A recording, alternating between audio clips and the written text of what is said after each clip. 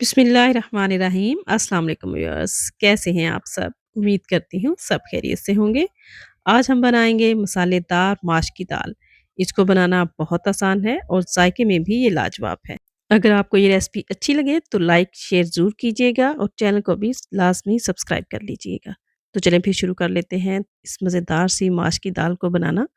यहाँ पर सबसे पहले हमने एक बर्तन ले लिया है और उसके अंदर तकरीबन मैंने 1 लीटर पानी शामिल कर लिया है। पानी को हम उबाल आने के लिए कवर करके रख देंगे। तो जैसे ही पानी में उबाल आएगा तो इसके अंदर शामिल कर देंगे हम 1 टीस्पून नमक, हाफ़ टी स्पून इसके अंदर हम हल्दी शामिल कर देंगे। ये माश की दाल, इसको उड़द की दाल भी कहते हैं। इसको मैंने 1 घंटे से भिगो के रखा हुआ था, तो वो हम इसके अंदर शामिल कर देंगे। अच्छी तरह से हम इसको इधर मिक्स करके तो इसको गलने के लिए छोड़ देंगे। तकरीबन यहाँ पे हमने इसको 80% तक गला लेना है। थोड़ा-सा कवर करेंगे ताकि ये उबले ना बाहर। तो इसको तकरीबन 8 से 10 मिनट के लिए हम छोड़ देंगे।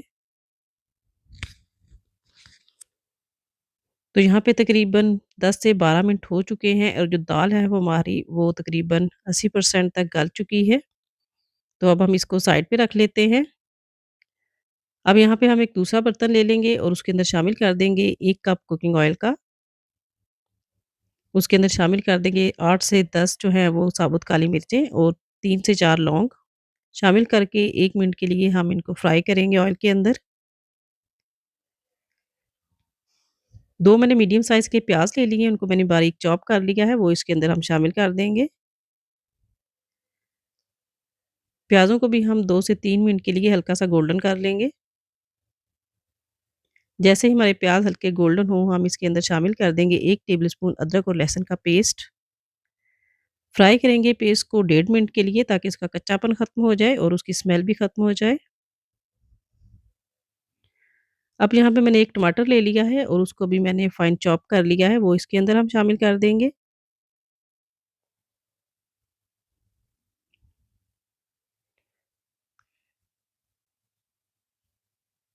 अब हम इसके अंदर कुछ पाउडर मसाले ऐड करेंगे। 1 टीस्पून जो है वो सुरख मिर्च का पाउडर डाल लेंगे। 1 टेबलस्पून इसके अंदर धनिया पाउडर डालेंगे। 1 टीस्पून इसके अंदर गरम मसाला पाउडर डाल लेंगे और ये मेरे पास ज़ीरा और साबुत धनिया इसको मैंने भून के तो ग्राइंड कर लिया है, वो इसके अंदर हम शामिल कर देंगे। इससे इसका जो टेस्ट है वो बहुत ज़बरदस्त हो जाता है। नमक जो हमने पहले ही दाल के अंदर शामिल किया हुआ है, तो वो हम बाद में चेक करके और ऐड कर लेंगे। तो मसाले को हम यहाँ पे 2 से 3 मिनट के लिए अच्छी तरह से भून लेंगे। अगर यहाँ पे आपको ज़रूरत पड़े तो थोड़ा-सा पानी भी साथ लगा के आप भून सकते हैं। तो यहाँ पे चेक करें मसाला हमारा अच्छी तरह से भुन चुका है। तब हम इसके अंदर शामिल कर देंगे उबली हुई दाल। सारी दाल जो हम इसके अंदर शामिल कर देंगे। जो दाल के साथ थोड़ा-सा पानी था वो भी तकरीबन 1 ग्लास इसके अंदर हम साथ ही शामिल कर देंगे, ताकि अच्छे से जो मसाले हैं वो दाल के अंदर तक जज़्ब हो जाएँ। तो यहाँ थोड़ा-सा मिक्स करके इसको हम कवर कर देंगे तकरीबन 7 से 8 मिनट के लिए, ताकि अच्छे से जो बाकी की दाल है वो भी गल जाए और बड़ी ही ज़बरदस्त हमारी जायके वाली दाल जो है वो बन के रेडी हो। तो यहाँ पे तकरीबन 10 मिनट हो चुके हैं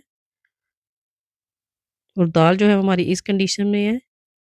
अच्छी तरीके से ये दाल जो है वो गल चुकी है। तो अब हम इसका जो है हाई फ्लेम पे पानी खुश्क करेंगे। तो यहाँ पे आप नमक चेक कर सकते हैं, अगर आपको कम फ़ील हो तो और ऐड कर लें। मुझे थोड़ा-सा कम लगा तो मैंने इसके अंदर हाफ़ टी स्पून और शामिल कर लिया है। इस नमक को भी हम अच्छी तरीके से इधर मिक्स कर लेंगे। तो हाई फ्लेम पे अब हम इसका पानी खुश्क करेंगे। ये देखिए यहाँ पे तकरीबन जो पानी है वो सारा खुश्क हो चुका है। तो अब हम यहाँ पे इस तरह करेंगे कि फ्लेम को बंद कर देंगे और फ्लेम बंद करके हम बाकी के मसाले इसके अंदर ऐड करेंगे। 1 टीस्पून जो है इसके अंदर काली मिर्च का पाउडर शामिल कर देंगे। 1 टेबलस्पून इसके अंदर हम कसूरी मेथी शामिल कर देंगे और इसके टेस्ट को और ज़्यादा बढ़ाने के लिए इसके अंदर हम 1 टेबलस्पून लेमन का जूस शामिल करेंगे। हरी मिर्चें डाल देंगे इसके अंदर। बारीक कटी हुई लंबाई में अदरक डाल देंगे। हरा धनिया डाल देंगे। ये सारी चीज़ें डाल के हम फ्लेम को हमने बंद किया हुआ है, तो हम 5 मिनट के लिए इसको कवर कर देंगे ताकि जो सारे मसाले हमने इसके ऊपर डाले हैं, उनका जो टेस्ट है वो दाल के अंदर तक चला जाए। तो ये देखिए यहाँ पे माशाल्लाह से 5 मिनट हुए हैं और खुशबू इतनी ज़बरदस्त आ रही है दाल की।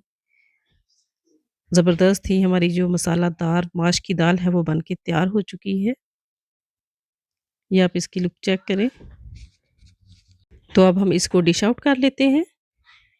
गरम-गरम तंदूर की रोटी के साथ इसको सर्व करें, बहुत मज़ा आएगा इंशाल्लाह। अगर आपको रेसिपी अच्छी लगी है तो लाइक शेयर ज़रूर कर दें और सर्व करने से पहले आप इसके अंदर मेल्टेड देसी घी डाल लें, तो इसके जायके को और 4 चाँद लग जाएँगे। तो मिलते हैं नेक्स्ट वीडियो में, तब तक के लिए अल्लाह हाफ़िज़।